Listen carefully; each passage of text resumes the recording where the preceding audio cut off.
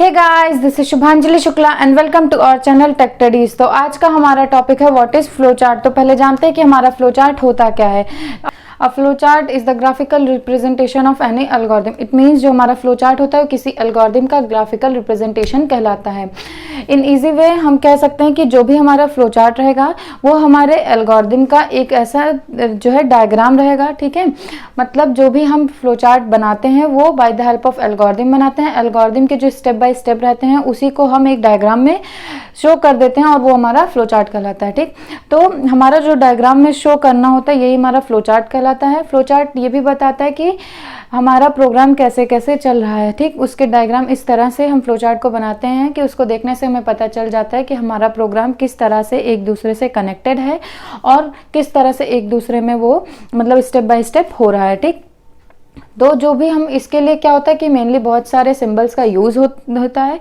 तो अगर हमें फ्लो चार्ट को समझना है तो हमें मेनली उन सिंबल्स के बारे में भी जानना होता है। ठीक, क्योंकि अगर हमें उस सिंबल्स के बारे में नॉलेज नहीं रहेगी तो फ्लो चार्ट में क्या हो रहा है, कौन सी प्रोसेस चल रही है या किस तरह से वो प्रोग्राम को एग्जीक्यूट करने के लिए एक डायग्राम बना है हम उसे समझ नहीं पाएंगे। तो जो हमारा एल्गोरिथम था उसी के बेसिस पे हमारा फ्लो चार्ट आया। एल्गोरिथम में क्या होता था कि हम स्टेप बाय स्टेप चीज़ों को लिखते थे, देन उसको प्रोग्राम एग्जीक्यूट कर देते थे। इसमें फ्लो चार्ट में क्या हो गया कि हम डायग्राम के थ्रू उसी प्रोग्राम को लिखते हैं और प्रोग्राम को एग्जीक्यूट करते हैं। तो इससे इफेक्ट क्या पड़ता है कि डायग्राम का इफेक्ट हम पे ज़्यादा पड़ जाता है कि हाँ दिख रहा है, ऐसे ऐसे करना है, ठीक, ओके, डन। तो ये हो जाता है। ठीक, इसलिए जो हमारा फ्लो चार्ट आया इसका यूज़ हमारी डेली लाइफ में या फिर आईटी डिपार्टमेंट, बिजनेस में, इन सब में यूज़ होने लगा। अब देखते हैं कि कौन कौन से सिंबल्स के थ्रू हम अपने फ्लो चार्ट को बनाते हैं। क्यों? क्योंकि अगर हमें इसके बारे में नॉलेज नहीं रही तो हम किसी भी टाइप का फ्लो चार्ट नहीं बना सकते हैं। इसमें क्या होता है, मेनली हमारे बहुत सारे सिंबल्स यूज़ होते हैं। ठीक, यहाँ पे हम कुछ इंपॉर्टेंट सिंबल्स के बारे में जानेंगे। पहला क्या है हमारा स्टार्ट स्टॉप सिंबल। ठीक, इसको हम क्या कहते हैं, टर्मिनल सिंबल भी, ये कुछ इस शेप का होता है। ठीक, इसको हम कहते हैं स्टार्ट और स्टॉप सिंबल और टर्मिनल सिंबल। इसका यूज़ कब करते हैं कि जब भी हम अपने फ्लो चार्ट को स्टार्ट करते हैं या स्टॉप करते हैं तो यहाँ दोनों पे ही हम इस सिंबल का यूज़ करते हैं। इसका नाम क्या है, स्टार्ट एंड स्टॉप सिंबल भी हम इसको कहते हैं। क्यों? क्योंकि जब हम फ्लो चार्ट को स्टार्ट करते हैं तो भी इस सिंबल का यूज़ करते हैं और जब हमारा फ्लो चार्ट खत्म हो गया रहता है, स्टॉप करना रहता है, तो भी हम इसी सिंबल का यूज़ करते हैं। ठीक, देन हमारा क्या आ जाता है, इनपुट आउटपुट सिंबल। ठीक, ये हमारा है इनपुट आउटपुट सिग्नल,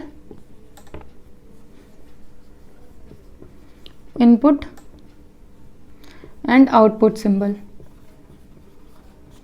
इसमें क्या होता है कि जब जो भी हमारे फ्लो चार्ट में जो भी हमें प्रोग्राम लिखना है, उस प्रोग्राम के बेसिस पे फ्लो चार्ट बनाना है, उसमें जो भी हमें चीज़ें इनपुट करनी रहेगी वो भी हम इसी सिंबल में करेंगे और जो भी चीज़ें हमें आउटपुट के थ्रू मिलेंगी वो भी हम इसी सिंबल में लिखेंगे। ठीक, देन थर्ड क्या होता है हमारा रेक्टेंगल का शेप होता है और इसका यूज़ क्या होता है, प्रोसेसिंग और इंस्ट्रक्शन,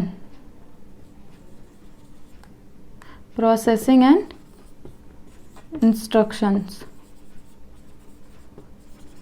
इन दो के लिए इस शेप का यूज़ किया जाता है। मतलब जो भी हम प्रोसेस करेंगे, जो इतनी भी प्रोसेस होंगी या कोई भी इंस्ट्रक्शन जो कि हमें ऐड करना रहेगा वो रेक्टेंगल नाम के शेप में लिखा जाएगा। ठीक, फ्लो चार्ट में। देन हमारा फोर्थ क्या हो जाता है, इसको हम बोलते हैं डायमंड शेप। डायमंड शेप इसका मतलब क्या होता है, डिसीजन, डिसीजन, ठीक, और क्वेश्चन। दो चीज़ों के लिए हम इस डायमंड शेप के सिंबल का यूज़ करते हैं। इसमें क्या होता है कि अगर हमें किसी चीज़ का डिसीजन लेना हो या हमारे माइंड में कोई क्वेश्चन रहा प्रोग्राम को एग्जीक्यूट करने के लिए, जब हम फ्लो चार्ट बना रहे हैं तो हम इस डायमंड शेप के सिंबल का यूज़ करते हैं। मान लेते हैं अगर हम कोई फ्लो चार्ट बना रहे हैं और हमें ये बताना है कि वो ट्रू है या फॉल्स है, तो इस सिंबल का यूज़ करके एरो दिखा के एक साइड ट्रू कर देंगे, दूसरी साइड फॉल्स कर देंगे। तो इस टाइप के सिचुएशन में हम डायमंड शेप यानी कि डिसीजन और क्वेश्चन सिंबल का यूज़ करते हैं। ठीक, देन हमारा क्या आ जाता है, एरो। एरो क्या होता है, एरो ये बताता है कि हमारा जो फ्लो चार्ट है वो किस तरह से फ्लो कर रहा है, मतलब कहाँ से कैसे क्या कर रहा है, कौन कौन सी प्रोसेस उसके बाद आएंगी, ये हमारा जो होता है वो एरो बताता है। देन इसके बाद क्या आता है, कनेक्टर।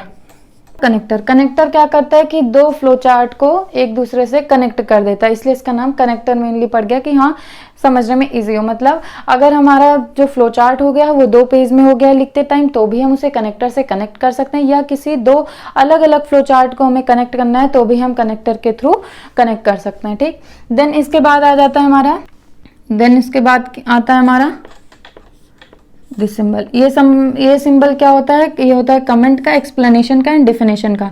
अगर हमें अपने फ्लो चार्ट में कहीं कोई कमेंट लिखना है, कोई चीज़ एक्सप्लेन करनी है या कोई डेफिनेशन लिखना है, तो हम इस सिंबल का यूज़ कर सकते हैं और अपने कमेंट, एक्सप्लेनेशन एंड डेफिनेशन को वहाँ पे लिख सकते हैं। ठीक, देन हमारा क्या आता है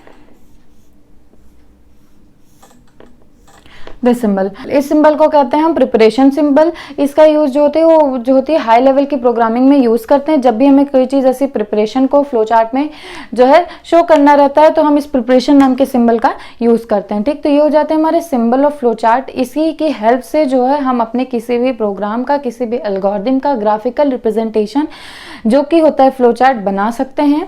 ठीक, और इसकी हेल्प से क्या होता है कि हमारी जो भी प्रोग्रामर रहेगा वो एक बार देख के समझ जाएगा कि हाँ मुझे कैसे क्या क्या करना है। देन अब देखते हैं कि फ्लो चार्ट के एडवांटेज और डिसएडवांटेज क्या होते हैं। एडवांटेज ये होते हैं कि हम इसको देख के इजीली समझ सकते हैं कि हाँ मुझे किस स्टेप बाय स्टेप कैसे करना है और हम अपने प्रोग्राम को एग्जीक्यूट कर सकते हैं।